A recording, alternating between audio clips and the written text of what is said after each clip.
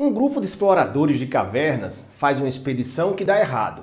Ficam presos em uma caverna e, mesmo com todos os esforços de resgate, descobrem que a única forma de sobreviverem é matar e comer um deles até conseguirem ser resgatados.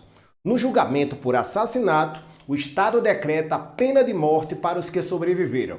E aí, como você agiria em uma situação como essa? Eu sou Ricardo Kleber, estudante de Direito da Faculdade Católica Santa Terezinha, e este é o tema deste quadro do É de Lei.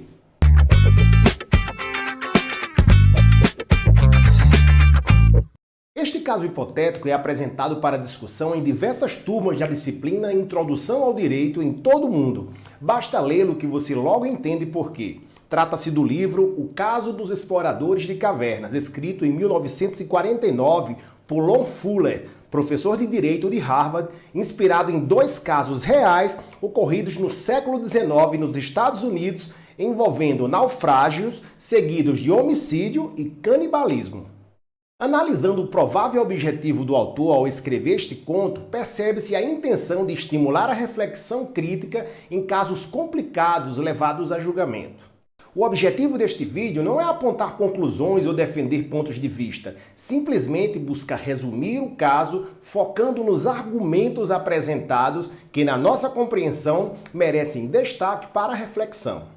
O autor, talvez na intenção de deixar claro que é uma situação hipotética, começa dizendo que o fato narrado aconteceu no futuro, no ano de 4299.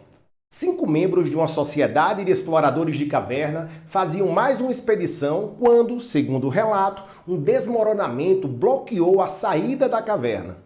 Como eles não voltaram para casa, familiares teriam pedido ajuda e, a partir de então, segundo o livro, teria sido realizada uma superoperação para tentar resgatá-los. Mas mesmo com muita gente envolvida, não estaria sendo fácil chegar até eles. O tempo foi passando e, para piorar, 10 pessoas envolvidas no resgate teriam morrido na operação de resgate. Até que os exploradores teriam conseguido se comunicar com o mundo externo usando um rádio que tinham levado. E teria sido através desse rádio que teriam recebido a notícia de que, além do tempo que já estavam presos, 22 dias até então, ainda precisariam de mais 10 dias para serem resgatados. Vendo esse tempo que ainda restava e analisando os suprimentos que ainda tinham, perceberam que a chance de sobreviver até o resgate seria mínima. Foi quando um dos exploradores, de nome Roger Wetmore, teria perguntado pelo rádio a um médico que estava no acampamento preparado para o resgate se, comendo carne humana, eles teriam chance de sobreviver até o resgate. O médico, meio a contragosto, ainda segundo o livro, teria dito que provavelmente sim. Então, Wetmore teria pedido pelo rádio apoio na tomada de decisão sobre o que seria, às vistas da lei, um homicídio seguido de canibalismo, autoridades religiosas, políticas e médicas, mas, segundo o texto, ninguém aceitou opinar sobre esse assunto, ou seja, na tomada de decisão. Wetmore teria proposto então que todos os 5 jogassem os dados e quem perdesse seria morto e comido pelos outros, naturalmente. Mas em seguida teria recuado e proposto que esperassem mais uma semana antes de fazerem o sorteio.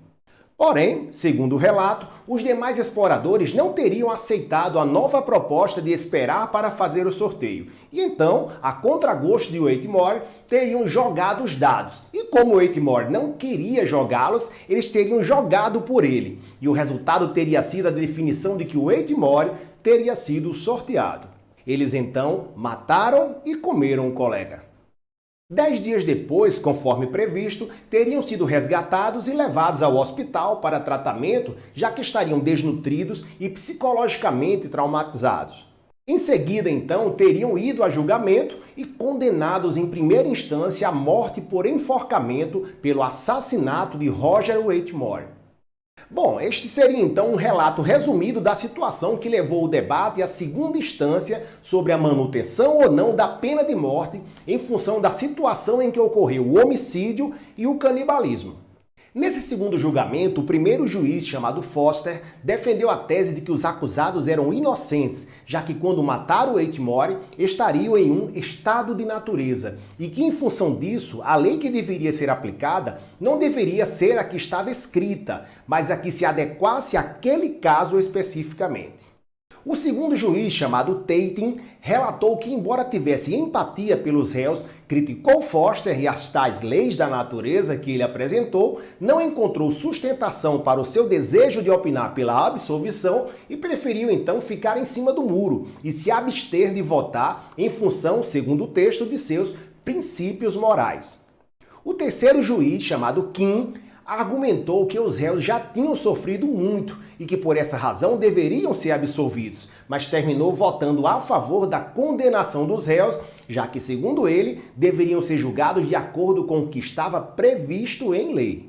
O quarto juiz, chamado Hand, votou pela absolvição dos réus, usando como argumento a opinião pública. Teria apresentado então uma pesquisa feita com a população, na qual 90% concordaria com essa absolvição. Finalizando o julgamento, então, em função do empate, a pena inicial foi mantida e os réus foram enforcados. E aí, com qual juiz você mais se identifica? Qual seria a sua decisão se você fosse o juiz? Se tiver dúvidas, leia o livro na íntegra, analise todos os aspectos envolvidos, as condições dos exploradores, a iminência de morte, a omissão das autoridades, a dúvida quanto à veracidade dos relatos dos envolvidos, questões religiosas, morais e, principalmente, qual a sua análise legal sobre este caso. E essa é a nossa provocação neste vídeo do quadro É de Lei.